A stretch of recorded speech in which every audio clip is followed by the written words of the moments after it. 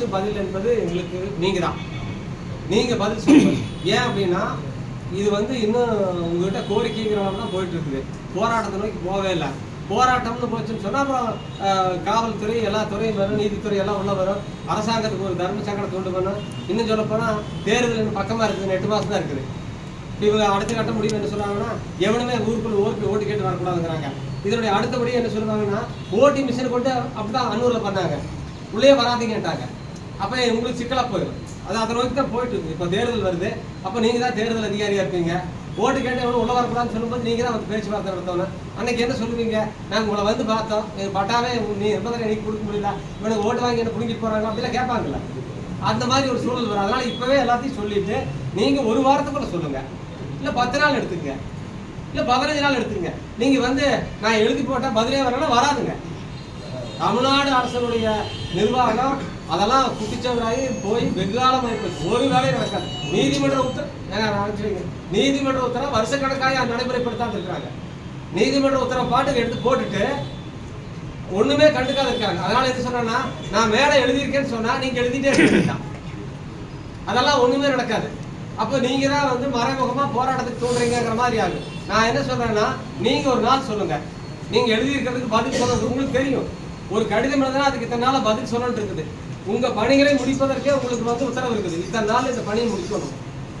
நீங்க பணம் கட்டி அளக்க சொன்னா இத்தனை நாள் அளக்கணும்னு இருக்கு, தெரியுமே. அளக்குறாங்களா?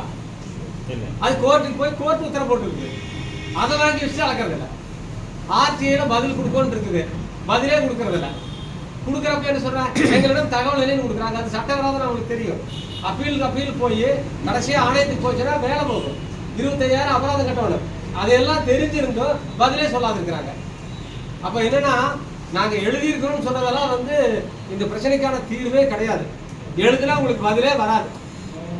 நீங்கள் எழுதி சென்னைக்கு எழுதுறீங்க, மாவட்ட ஆட்சிக்கு எழுதுறீங்க, வாங்கி போட்டு உட்காந்துக்கிறாங்க. நான் எழுதியிருக்கிறேங்க, நீங்கள் என்கிட்ட கடிதத்தை மட்டும் தான் காட்ட முடியும். நேரடியாக நான் எல்லாம் பார்த்துட்டு இருக்கிறேன். அதனால் எனக்கு பதில் நீங்கள் வந்து எத்தனை நாள் சொல்லுங்கள், நாங்கள் மறுபடியும் சந்திக்கிறோம்.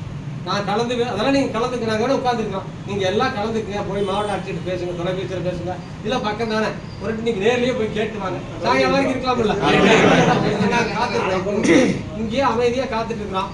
வேணா அவங்கவுங்க கருத்தெல்லாம் சொல்லிட்டு நாங்கள் பகிர்ந்துட்டு இருக்கிறோம். நீங்கள் நேரில் போய் பேசுகிறவங்க கூட பேசிட்டு வந்து எங்களுக்கு சொல்லுங்கள், எத்தனை நாளில் இதை முடிச்சு கொடுப்பீங்க, நாங்கள் வந்து உங்கள்கிட்ட வாங்கிக்கிறோம். ஏன்னா நீங்கள் இப்போ சொல்கிற பதிலாக நம்ம மக்கள்கிட்ட சொல்ல முடியாது. ஏன்னா இதுதான் காலங்காலமாக நடந்துட்டு இருக்குது. மனு கொடுக்கறது, அந்த மனுவை வாங்கி நீங்கள் அனுப்பிச்சி சொல்றது, அவங்க வாங்கி போட்டு உட்காந்துக்க வேண்டியது, அதுக்கு பதிலே சொல்றதில்ல. நீதிமன்றத்துக்கே பதில் சொல்றதில்ல, உயர் நீதிமன்றத்துக்கே பதில் சொல்றதில்ல. ஒரு நீதிபதி கடுப்பாகி இங்கே அரசாங்கம் என்ன நடக்குது, தேர்ந்தெடுக்கப்பட்ட அரசாங்கம் இருக்குதா இல்லை பூராமே அதிகாரிகிட்ட கொடுத்துருக்கிறாங்க. ஆனந்த வெங்கடேஷ் போன வாரம் ஒரு போன வாரம் சொல்லியிருக்கிறாரு, அது என்னன்னா அப்படி நடந்துட்டு இருக்குது. நீதிமன்றத்துக்கே பாதிப்படலன்னா அப்புறம் நம்ம என்ன பண்ண முடியும்?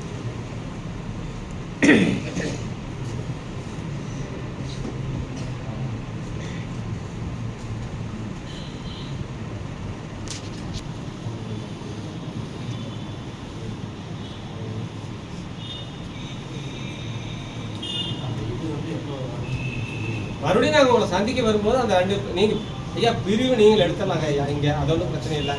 இப்போ இந்த பஞ்சமி நிலத்தை நீங்கள் கேட்டுங்க, பஞ்சமி நிலத்தில் ஏதாவது பண்ண முடியுமானா உறுதியாக பண்ண முடியாது. அவங்க அதான் சொல்ல போகிறாங்க, இந்த நிபந்தனையை நாங்கள் நீக்கி கொடுத்தோம், இந்த நிபந்தனையை நானே நீக்கி கொடுத்துறதா நீக்கி அல்லது அது கோட்டாட்சியரா மாவட்டாட்சியர் நீங்கள் நீக்கி கொடுப்பீங்களா, மக்கள் வரும்போது நாங்கள் செஞ்சு கொடுப்போம், இதுக்கு பதில் சொல்லணும். நீங்கள் கேட்டுங்க, அந்த நீங்கள் அனுப்புகிற கடிதம் அல்லது நீங்கள் தொலைபேசியில் கேட்டு பதில் வாங்குறதுக்கு எத்தனை நாளாலும் சொல்லுங்கள். உங்களுக்கு எத்தனை நாள் நீங்கள் எடுக்கிறீங்களோ அதுக்கு அடுத்த நாள் நாங்கள் வரோம், நீங்கள் சொல்லுங்கள். அவ்வளோ தனிப்பட்டாங்கிறது நீங்கள் வட்டாட்சியர் முடிவு எடுத்து இது செய்ய முடியும்னா நீங்கள் எங்கள்கிட்ட கேட்கறது, வட்டாட்சியர் செய்யலாம், இது முடிச்சுக்கலாம், இங்கேயே தாசில்தார் கையெழுத்து போட்டால் இது முடியும் அப்படின்னு சொல்லி நீங்கள் கேட்கலாம். கரெக்டாக நாங்கள் அதை சொல்லுவோம். இது வந்து கலெக்டர் லெவலில் இது எல்லாமே டிஸ்கஸ் பண்ணி தான் இதுக்கு எதாக இருந்தாலும் சொல்ல முடியும். அதுக்கான குறிப்பிட்ட நாட்கள்ங்கிறது எங்களால் இப்போ சொல்ல முடியல. அதெல்லாம் ஒரு சொல்லணும். நீங்கள் சொன்னால் ஒரு நிமிஷம் இருங்க, அவர் பேசுகிறாருங்க. நீங்கள் எல்லாரும் பேச ஆரம்பிச்சா அவங்க பதில் சொல்ல முடியாது. உங்கள் வட்டாட்சியர்னால முடியாது அப்படிங்கிறது எதாவது உணர முடியுது. ஆனால் இப்போ 1 மணி நேரத்தில் இதுக்கான பதிலை வந்து நீங்கள் மாவட்ட ஆட்சியர்கிட்ட வாங்க முடியும். ஏன் அப்படி சொல்கிறேன்னா உங்களுக்கு நீங்கள் தெரிஞ்சு